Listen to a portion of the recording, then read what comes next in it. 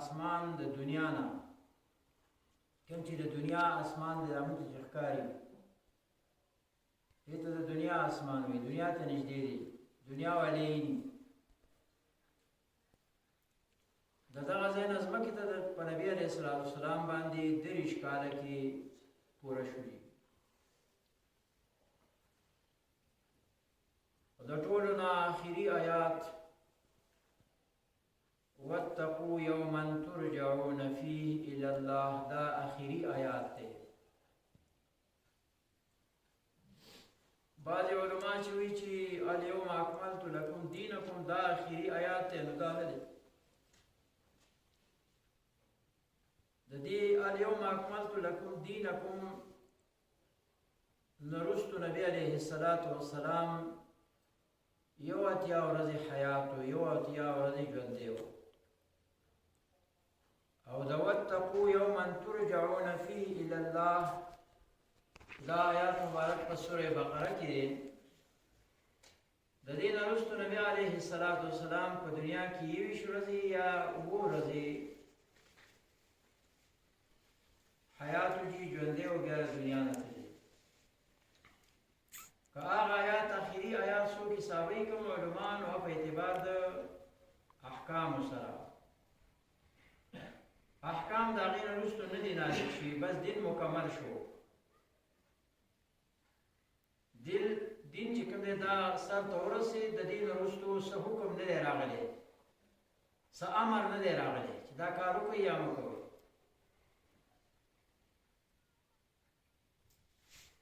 وحی راغلی ده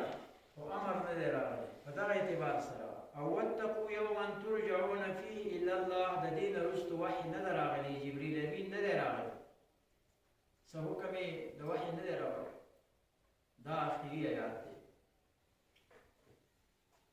20 ورځې زیات نه زیات یو روایت کې مفتی محمد شفیع صاحب لیکي دویم روایت کې 9 ورځې نبی علیه الصلاة والسلام حیات دی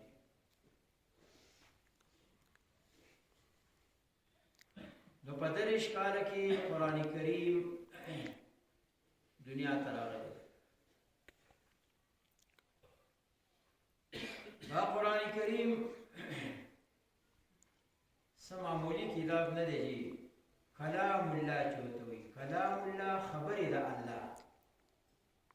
دې کې د بل چا خبرې نه دي ګډې دا صرف او صرف د الله خبرې دي که څوک غواړي چې د الله سره په دې ځمکه باندې مناجات وکړم په ځمکه باندې د الله سره خبرې وکړو قرآن دې راولي بس هغه تلاوت کوي دا د الله سره خبرې دي دې ته وحي جلي وایي او یو د حضور پاک صلی الله علیه وسلم احادیث مبارکه دي چې هغې ته وحي خفي وایي دویمه درجه کې ده دا اوله درجه کې قرآن کریم دی د دې قرآن کریم په موږ باندې یو څو حقونه دي په مسلمان باندې او د دې څه آداب دي د هغې حقونو نه او د هغې آدابو نه ځان خبرول دا پکار دي د هغې حقونو نه په مسلمان باندې یو دا حق دی چې قرآن به مني دا اقرار بکی او دین رمضان خبری چې دا د انسان کتاب نه دی دا د الله کتاب دی دا الله له طرف نه راغلی دی په حضرت محمد صلی الله علیه وسلم باندې نازل شوی دی او د دې احکام دا د نبی علیه الصلاة والسلام د حیات پورې نه وځي دا د نبی علیه السلام د وفات نه پس تر قیامت پورې د دې د احکام دی آخري وخت پورې څنګه د نبی علیه الصلاة والسلام رسالت او پیغمبري عامه ده چې تر قیامت پورې نو دا کلام پاک کتاب هم عام دی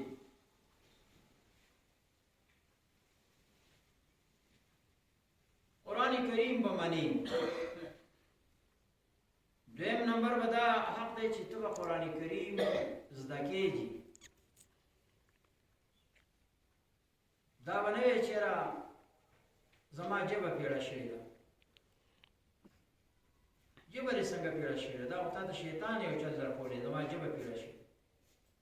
صحابه کرام خو ټول بوډاګان وو، اکثره نوجوانان پکې ډېر کم وو. هغې ته وګورئ، هغې چې د نبي علیه السلام په تربیت کې راغله او دې دین ته یې کار وي، د هغې نه څه جوړ شو؟ د ستورو په شان وځلېدل که ونه ځلېدل؟ ابوبکر صدیق رضی الله تعالی عنہ د نبی علیه السلام نه 2 کاله کشر دی. 2 کاله چې نبی علیه السلام مشر دی.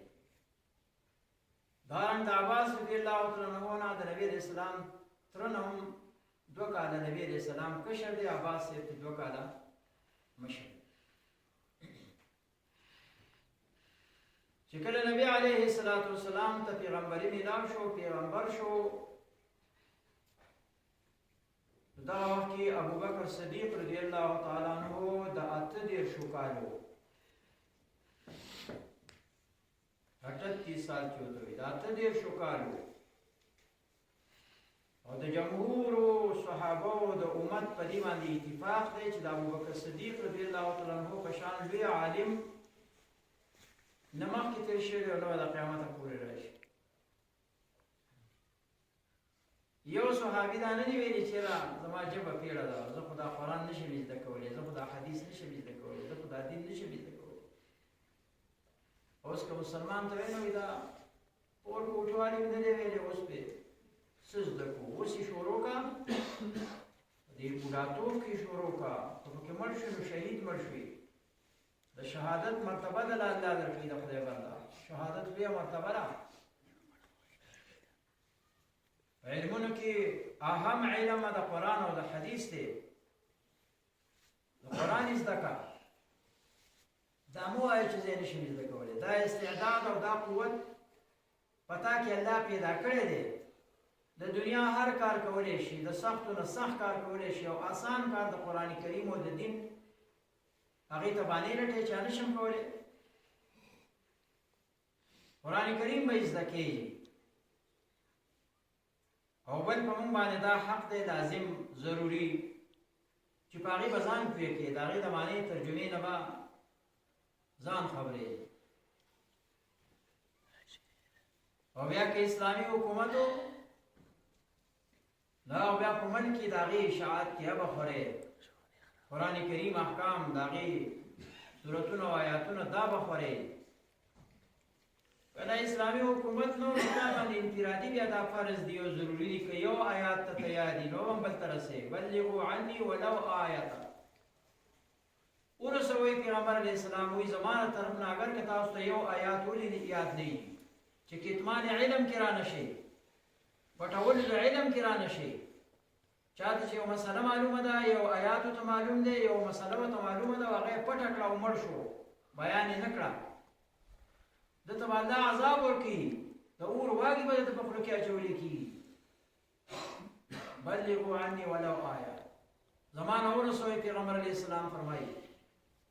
اگر که تاسو ته یو آیات ولې نه یاد. بیا به دا قرآن کریم ته بل ته رسېږي. خیرکم من تعلم القرآن وعلمه.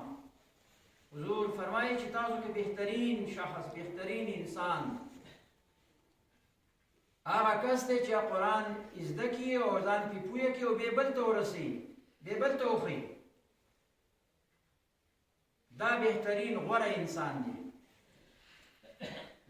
د دا قرآن ترجمه او د هغې احکام دا بیا ته بل ته ورسوي، بل خبر کړي. دا د قرآن کریم احکام دی مونږ باندې لازمي چې دا به هر انسان باندې خوا که هغه غریب دی او که مالدار دی، زنانه ده او که هر څوک دی، دا کارونه په هغه باندې لازم دي.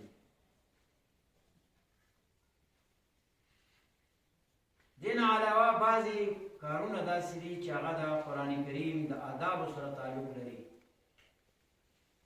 خو هغه آدابو مونږ مولیان او قاریان نه پوره کوو، هغه نه ادا کوو، نو پاتې شو امیان هغه به څه پوره کړي. امیانو په علما هم په هغې عمل نه کوي د قرآن حافظان هم په هغې باندې قاریان هغه پې هم عمل نه کوي هغه داسې دي چې کېدای شي مخکې تاسو نه یې اورېدلي د تفسیر قرطبي په حواله باندې تاسو ته وایم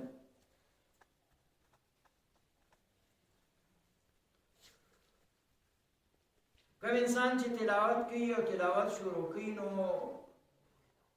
د باندې دا لازم دي چې دی د حدث اصغر او د حدث اکبر نه پاکي د وړې بې اودسۍ نه او د لوی بې اودسۍ نه دی پاکي بې اودسه نه وي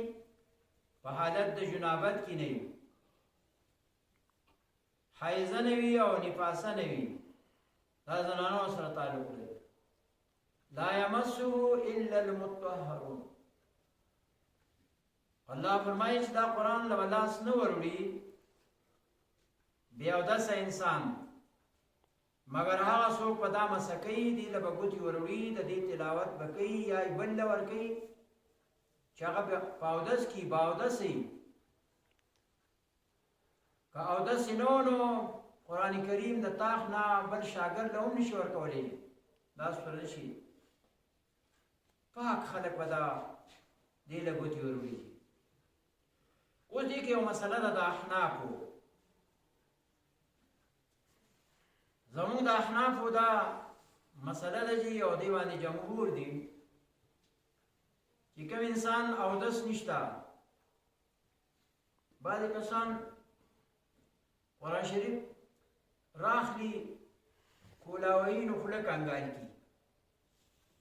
یا زیات نه زیات لاس ووینځي نه چې په دغه اکتفا نه کېږي تا خو خوله د نسوارو نه پاکه کړه خو او دا اودس نه دی لاس دې وینځل خو دا اودس نه دی اودس د استنجا سره چارندام دې ته پوره اودس وي چې پوره اودس دې کړي چې مونځ پې کولی شي احناف وایي چې د چا اودس نه وي نو هغه قرآن نشي راغستی خو په یاد باندې د قرآن کریم تلاوت کولی شي ذکر اذکار کولی شي وظیفې کولی شي دا د احنافو د جمهورو ائمه اربعو دا مذهب دی چې یو دای رای دی پاتې شو حدث اکبر جنابت نو د جنابت په حالت کې قرآن په یاد باندې نشي لوستی چې څنګه بې اودس او له لاس نشي وړی قرآن له نو په یاد باندې هغه د قرآن کریم آیاتونه او سورتونه نشي لوستی دا ونه منع ده چې دا د جمهورو مذهب دی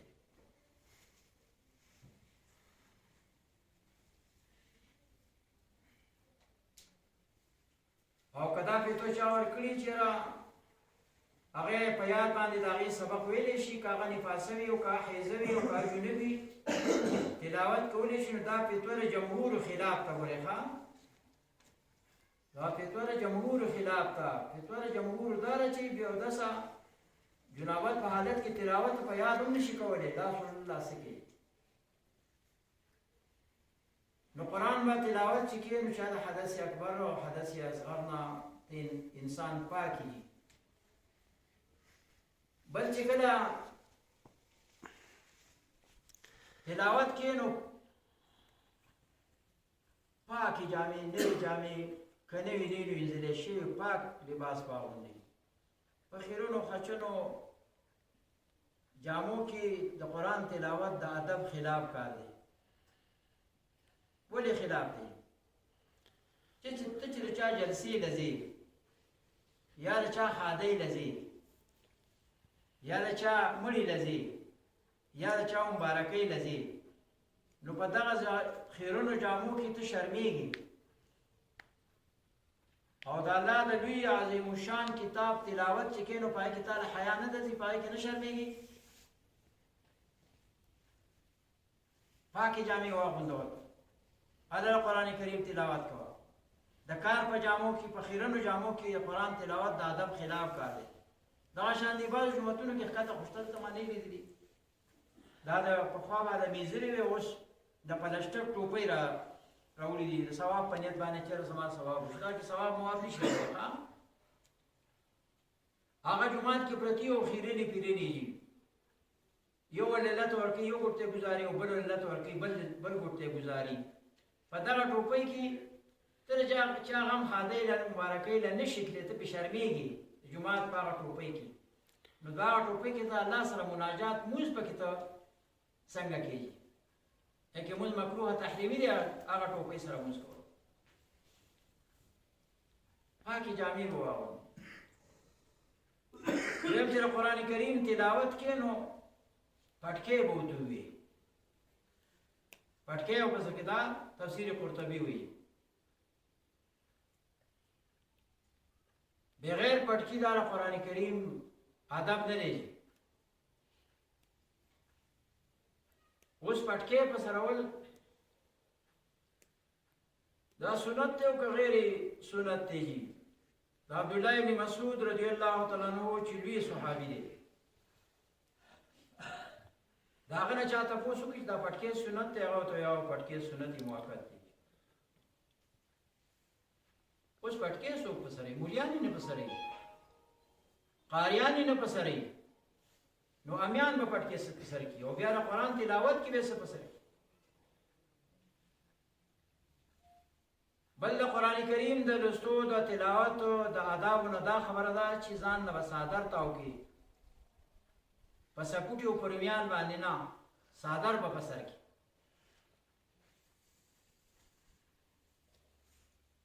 څادر د مسلمان لپاره دا یو بهترین لباس دی او ستا ډېر اهم ځایونو کې دا په کار راځي که داسې ځای نه وي او پخوا چې څنګه وو دا څادر ستا د باتروم کارم کوي ستا هغه عورت هم پټوي پخوا چې څادر په ځان خور کړو داس ماته به کړو باتروم شولي فلش شو که ګرمي نو په سر باندې څادر کېږده نو چترۍ کارم کوي که د مونځ وخت راغی او د ناستې وخت راغی او ځان ته یې خور کړه د جانماز او د درۍ کارم کوي که باران او یخني وه ځان یې تاو کړه د یخنۍ د هم تاوچ کوي ډېرې پیرې دي په څادر کې اوس څادر هم څوک نه په سروي اوس زمونږ د دې مشرانو نه هم قصه ورانه شوې ده د مولیانو نه د دې حاجیانو نه د امیرانو نه دین هم څه قصه ګډوډه شوې دي دوی پټکي په سر لرې کړل د مشرانو مولیانو د مشرانو زموږ نو د کشر پل دې ټوپۍ ورکړې سرونه یې سرتور که دوی پټکي په سر اول نو دوی به ضرور ټوپۍ په سر اولې دوی پټکي لرې کړل هغوی ټوپۍ لرې کړې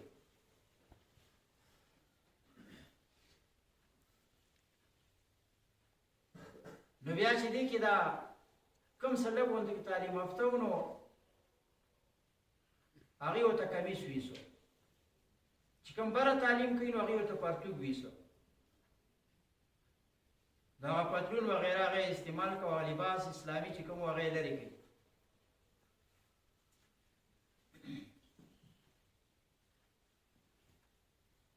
ځان به څادر تاو کړي حضور صلی الله علیه وسلم فرمایي چې څوک درې کارونه کوي نو هغې به تکبر نه وي هغه انسان کې تکبر نه وي کوم انسان چې ګډې چیلې غوا میخه لشي هغه انسان کې تکبر نه چې ګډې چیلې لشي او کوم انسان چې په خر سورېږي نو هغې به تکبر نه وي او کوم انسان چې څادر په سر یې ده کې به تکبر نه وي کوم انسان چې ګډې چیلې نه ساتي هغه نه لشي ساتل نه لشل خبره ده کوم انسان په خر باندې نه سورېږي په بل څه آس وغیره باندې سورېږي کوم انسان چې څادر نه په سر یې دا د تکبر علامات دي دا متکبر دی او حضور فرمایي چې الله وایي الکبریا او رداء تکبر زما څادر دی دې کې بل څوک ما سره نه ځېږي دا زما صفت دی الله وایي دې کې چې څوک ما سره ننوځي او دا د تکبر دا صفت پکې په ځان کې پیدا کوي الله یې جهنم ته ګذاري ولې که هغه ډېر منځونه کوي او نفلونه کوي او نفلي روژې نیسي او صدقې کوي خو تکبر پکې دی د د شیطان عمل پکې دی. شیطان تکبر کړی دی کوم ځای ته ورسېد. شیطان به یو لاک کاله په جهنم کې کیر کې الله به بار راوباسي. نو ته به وایي چې اوس تا توبه معاف کېږي خو په یو شرط. ته آدم علیه السلام طرف ته سجده وکړه، اوس معاف کېږي جنت ته ځې. دونه لوی حسدناک او دونه لوی بغضي او متکبره یو لاک کال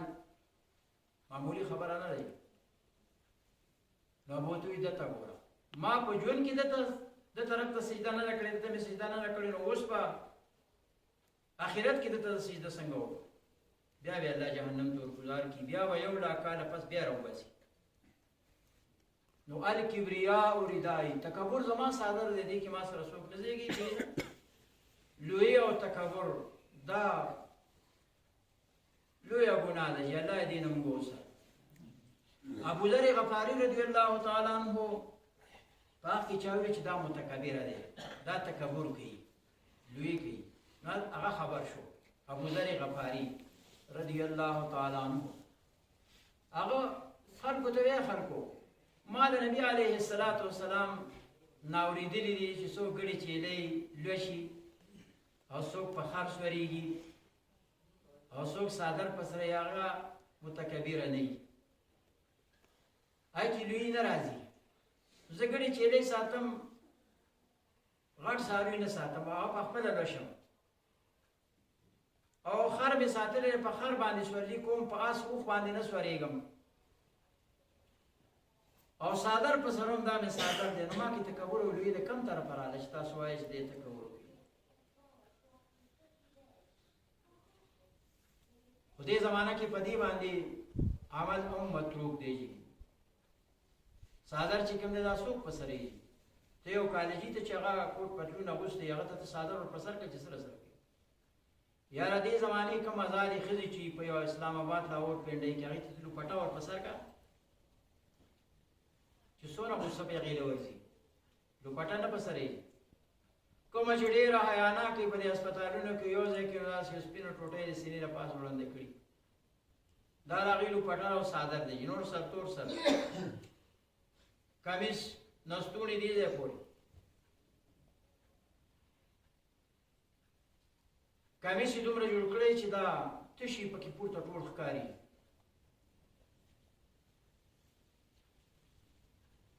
نو صادر په سرول هم دې زمانه کې لږ ګرانه خبره ده،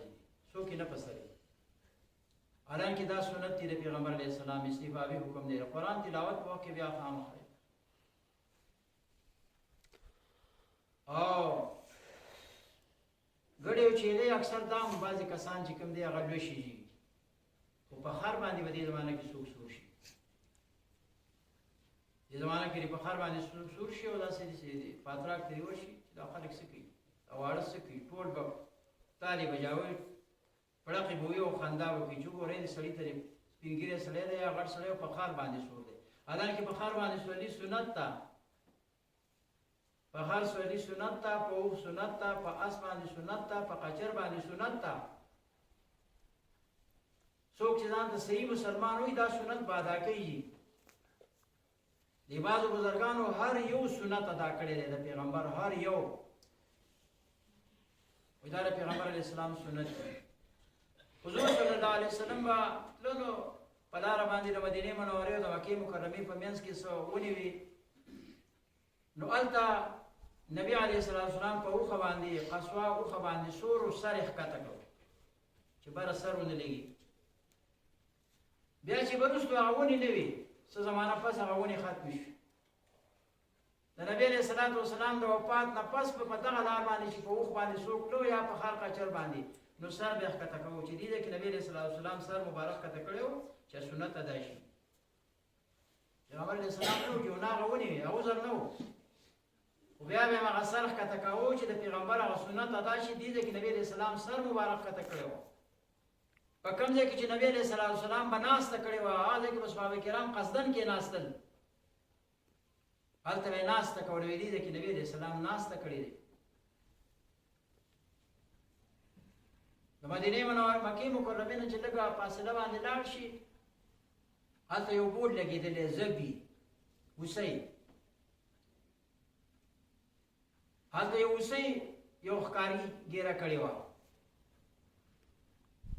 او ښکاري بیا ودرې وه هغه وسی ورسره پرته نبي علیه السلام ورغی هغه وسی سلام وکړ نبي علیه السلام یا رسول الله زما ماشومان بچي دي زه دې ښکاري نیولې وسی ورته وایي دا تر پیغمبر معجزه وایي ما د دې ښکاري نه خلاصه کړې چې زه هغه بچو لپی ورکړم اوس سمدستي بیا راځم هغه ښکاري رایښ کوي دا وسی پرېږده بچو لپی ورکوي اوس راځي وایي دا خو ځناور دی دا وعده کوم ځای پوره کوي دا زه نه پرېږدم نبي علیه السلام یې دې ذمهوار زه شوم دا وعده زه تا سره کوم زه دې ذمهوار شوم چې دا پرېږده او بچو لپی ورکړي بیا به راشي هغه وایي ډېره ښه ده چې ته ذمهواري اخلي اوسۍ لاړه ده او هغه بچو لپی ورکړه لږ ساعت پس ماشومان بچي ورپسې دي د حضور علیه السلام خدمت کې حاضره شوه هغه ځای باندې اوس بورډ لګېدلی دی زبي هغه ځای ته چې پوهه خلک ورشي هلته لږه دمه کوي ارام کوي دې ځای کې نبي علیه السلام د ښکاري نه اوسۍ خلاصه کړې وه دا هغه مقام دی صحابه کرامو نبی علیه السلام به چې په کوم ځای کې کومه خبره کې مسکی شوی دی خندلي دي رستو وخت کې تابعینو نه رستو صحابو نه رستو تابعینو به چې بیا حدیث بیانونو او به خندل چاته خو پته نه وه هغو ته به وي تاسو ما نه تپوس ولې نه کوئ دې ځای کې ما ولې وخندل وایي دا ټکي چې نبي علیه السلام وي نو دې ځای کې وخندل زه ځکه ما ځکه وخندل چې هغه سنت ادا شي نو په خر باندې سورلي کول دا سنت دي نبي علیه السلام خر مبارک دلدل خر نو وي ادیبا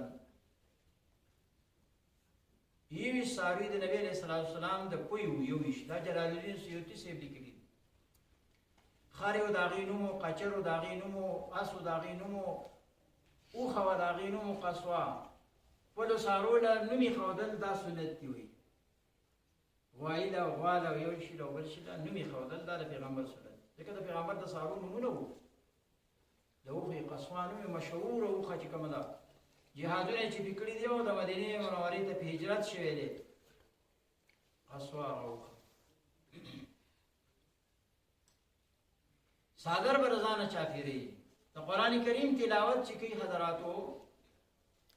کوم ځای کې د جنت باس راشي هلته به وقوف کوي ودرېږي به او الله نه به سوال کوي د جنت د غوښتو کوم ځای کې د جهنم ذکر راشي وعید راشي د عذاب ذکر راشي هلته به ودرېږي قرآن کریم په هغه ځای کې به سوچ فکر کوي دا تلاوت کوونکي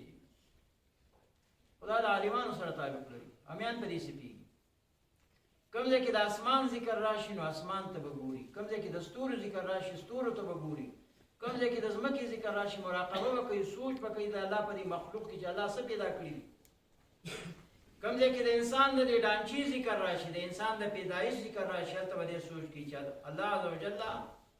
دا انسان په څومره ښایسته شکل کې پیدا کړی دی چې د ډېرو مثال نشته په دوه خپې بل یو شی روان شي تاسو د هغه شکل ته ګورئ څومره بدې ښکاري انسان په دوه خپې باندې روان دی څومره ښایسته ښکاري مزین ښکاري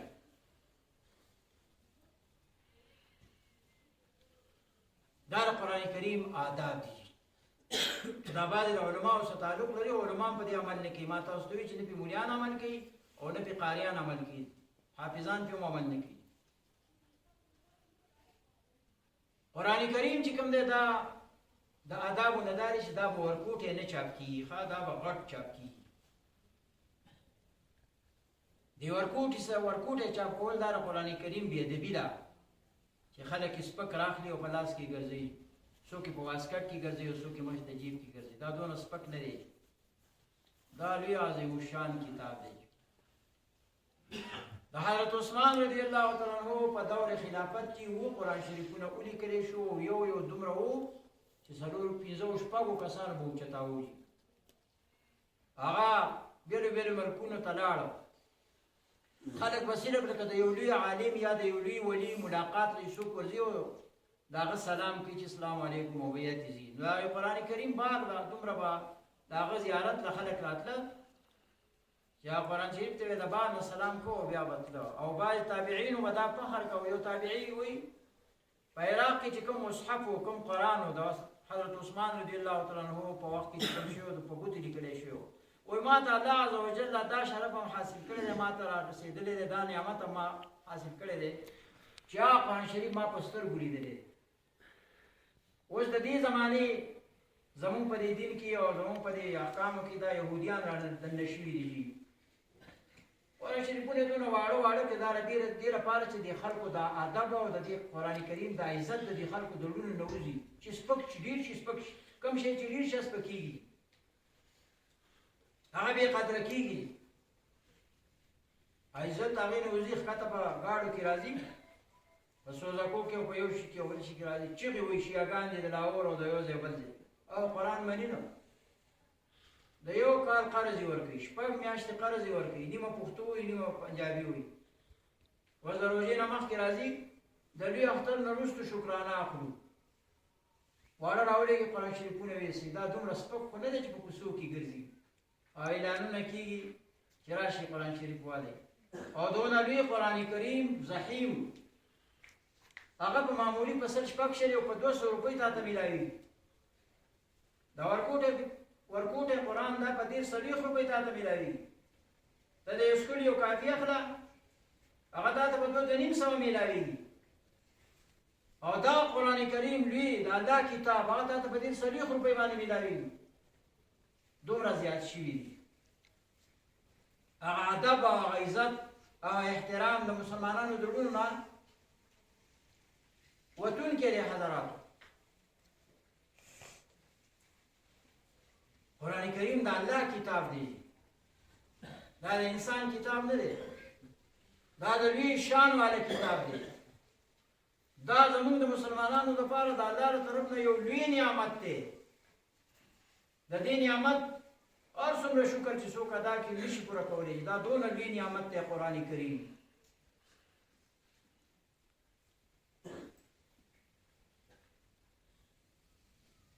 بهرحال حضراتو دا به ورکوټ یې نه چاپ کېږي دا به لوی چاپ کېږي د جمهور رایې دا دی اوس 1500 کاله پس واړه چاپ شي او بیا ادب یې دومره دی چې په جومات کې یا په کورونو کې که یو سړی ټیپ له کمیس جوړوي نو په هغې څومره خرچه کوي او المارۍ جوړوي د ټي وي لپاره یا د نور سامان لپاره په هغې څومره خرچه کوي او قرآن کریم په دوړو کې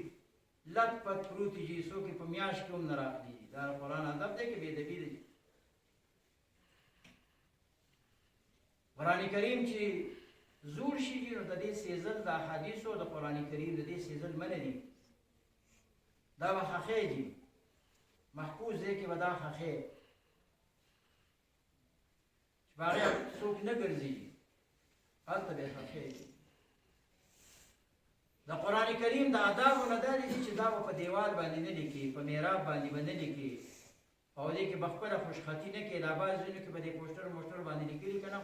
دا چا قول لیکلي دا قول باندې څوک پوهېږي او په هغه نور چا پاسې لیکلي دا آیاتونه دا دې باندې څوک نه پوهېږي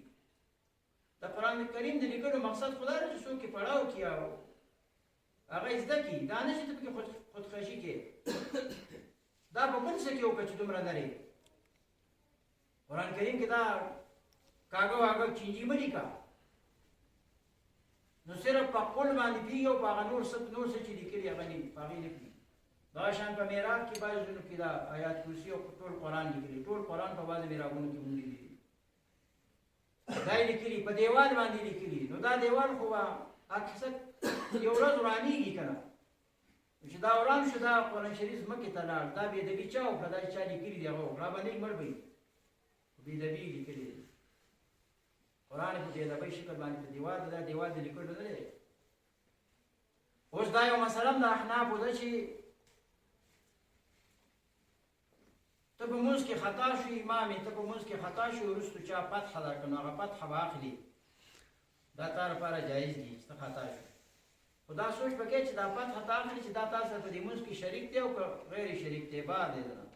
که په مونځ کې شریک خو بس ټیک د مونځ دا ستا مو شو د هغه مو شو، که مونځ کې شریک نه و د بعد نه تا له فتحه درکړه او تا هغه فتحه واخېسته مونځ دې مات شو. دغه شان په دې دیوال باندې چې لیکلي یو کس په مونځ کې ولاړ دی او د هغې نه تلاوت کوي هغه ګوري د بعد نه دې فتحه واخېسته مونځ دې مات شو. آیات کرسی په قبرونو باندې لیکلی کېږي، سورتونه لیکلی کېږي. دا منه ده چې دا خو په ښه نیت باندې ولیکل، خو هغې باندې اکثر سپی میچازي کوي، ګیدړ راځي، نور ځناور پې خپرو کې ګرځي. دا ډېر قرآن کریم بې ادبي وکړه چې ته په قبرونو باندې چې کوم دی هغه لیکل کېږي. او په حقانیه کې اکوړي کې موږ ته استادانو ویل چې 3 شیزونه داسې ما کتاب کې نه دي لیدلي د کم علمۍ په وجه باندې. اکوړي کې ما د خپل استاد نه دا اورېدلي وو چې 3 شیزونه قوت حافظه خرابوي، ذهن خرابوي. هغې کې یو چې دا اوښان یو بل پسې تړلي او داسې جلبونه اکثر یو بل پسې تړي او داسې روان دي. اوښانو په دې میانځ کې چې څوک داسې تېر شو دا قوت حافظه خرابوي. خدای خبر چې دې کې څه وجه ده. یو چې د بازار کې دا کم شی ښکاره پروتي او غریب یې اخیستی شي خو پیسې ورسه نه وي او دغه شی څوک استعمالوي خوري چولې وغیره، نو د قوت حافظه به کمزوري کېږي، ذهن به کمزوري کېږي. او درېیم نمبر چې د قبرونو باندې دا کومه لیکایي شوي د هغه د مرګ د وفات تاریخ لیکلی شوی یا د آیاتونه څوک لولي چې په قبرونو باندې لیکلی شوي دغه انسان به قوت حافظه خرابېږي، دماغ به یې کمزوري کېږي. لنډه دا ده. نو قرآن کریم به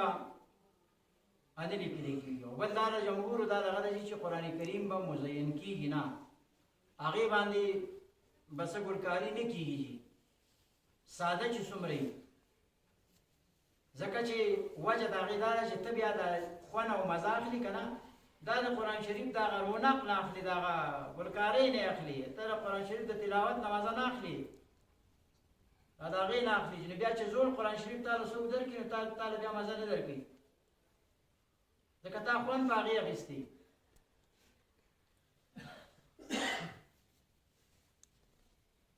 د جوماتونو متعلق هم راغلي دي چې دا به په دې تزین به نه کېږي. متقدمینو دا لیکلي دي دا به اخیسته کېږي نه، په هغې کې به ایر کنډیشن او پکي مکي دا شیونه ډېر نه لګي، ځکه ته بیا خوند د دې پکون او د دې رونق نه اخلي، د عبادت نه خوند نه اخلي. ابو درداء رضی الله تعالی عنہ په سفر په حالت کې په لار باندې روان دی، هلته یو ښایسته جومات و، ملګرو ته یې دلته مستوینه وړاندې ځئ، ته هلته یو زوړ کمزوری جومات و، هغې کې ننوته وایي دې کې مزه ده او دې کې خوند دی، هلته یې لمونځ وکړي. نو تزین د جوماتونو وروستو فقهاو بیا دا ورکړي چې اوس کورونه او حجرې د خلکو پخې شوي، بلډینګونه پاخه دي، جومات دغه شان کچۍ د جومات کې پوخ شي، هغې کې دې هم ګلکاري وشي، هغې مزین شي، ښایسته دې کړی شي.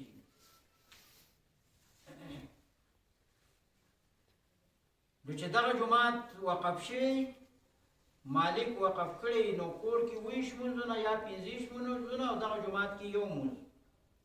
او که دغه جومات وقف نه و د مالک د طرف نه، لکه کیسانانو چې په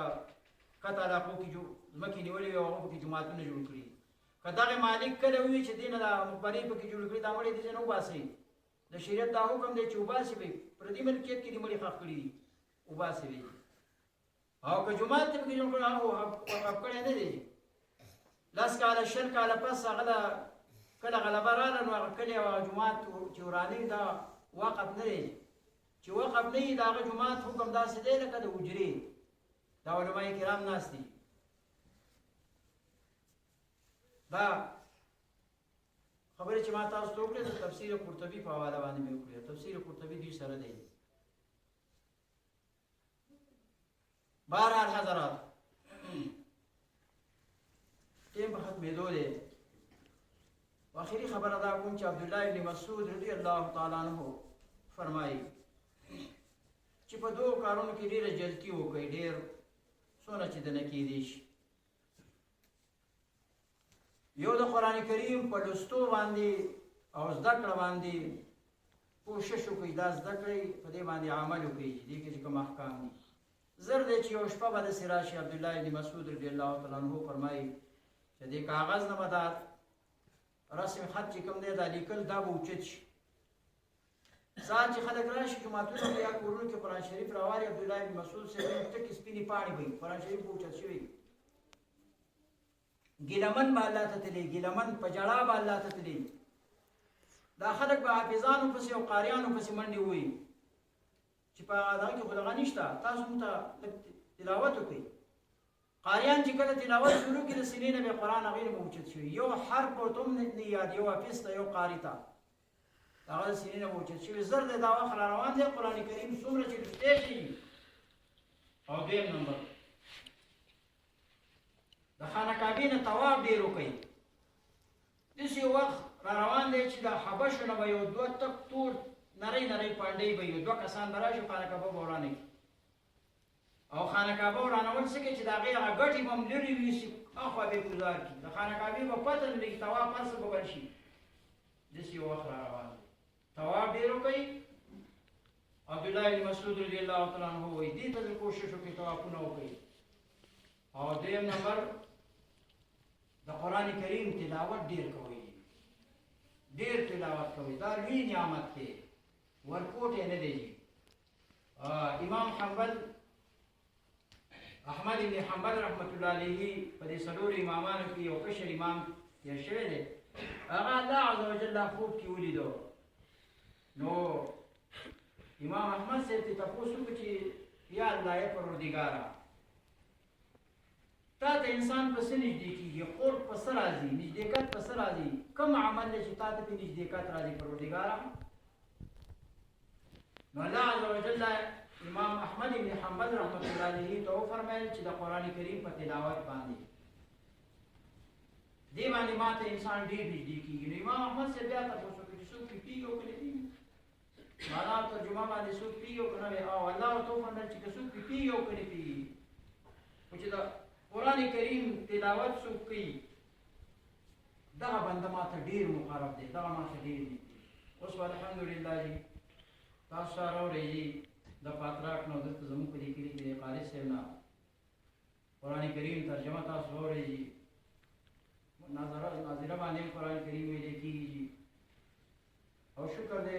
علما زموږ په دې علاقو کې زموږ په دې کلي کې پخوا نه وځي، پخوا خو ټول غریبانان کمزوري مولیانو خو زموږ پې عقیده وایي، خلک خلکو بې قدر کوو، خلاصه قدر ته هم نه ویلې، صرف قرآن په ناظره باندې ویلی او هغه هم صحیح صحیح نه وي، هغې باندې مو خلکو اعتراضونه کول، خو د خلکو په نظر کې مقبول دي. قرآن کریم زده کوي. دلته بعضې رحمان نه وفات شوی، زما د خولې نه یو خبره وخته، کوري کې شیخ عبدالحق صاحب وویل اکوړې په علم بخارا دی خو ولې خلک یې نسوارا دي. نو ما دلته وویل چې اوس کوز نارکونه او بل نارکونه ګوړې په علم باندې بخارا دی، بلخ بخارا دی، څومره علما دي پکې، خو بعضې خلک یې نسوارا دي. بیا پکې شیر محمد مولوي صاحب ما ته وویل که دا بعضې لفظ پکې نه ویلی نو کېدای شي چې بعضې مولیان دې نه خفه شي، مولیان هم پکې بیا راتلل. ما ویل نه،